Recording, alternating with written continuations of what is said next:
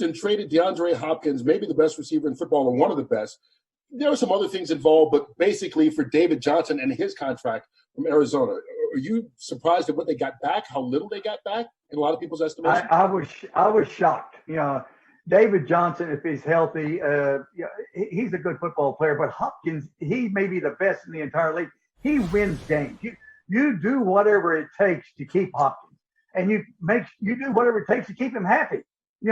When I had Steve Walsh and Troy Aikman, Troy was a little bit upset. There's a little bit of tension there with the two quarterbacks, even after I got rid of Steve.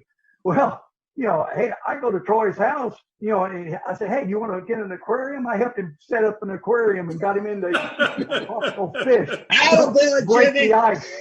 Hey, do whatever it takes to make sure he's happy.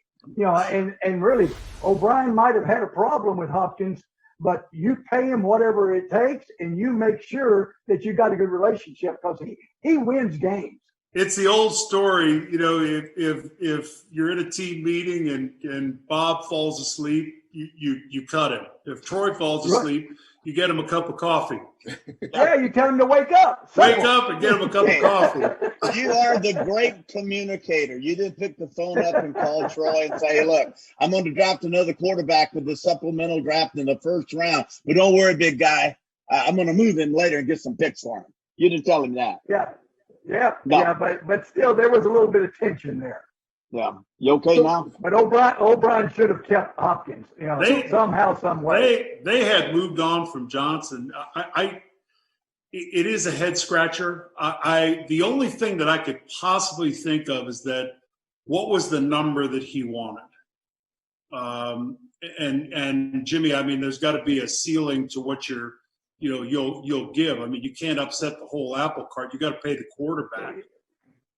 Yeah, but he was under contract. He was going to play. He wasn't going to sit.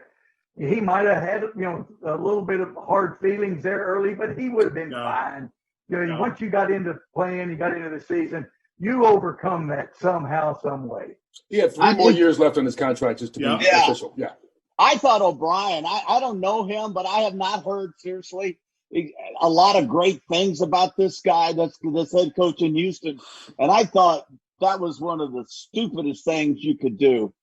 I have not heard any problems with that wide receiver. It takes a really unique guy, and the guy in the box to my left at home, I'm not sure what box he's in, but he's one of those unique guys that can be the head coach and the walk-around coach and leader of the football team and the guy that makes decisions on personnel.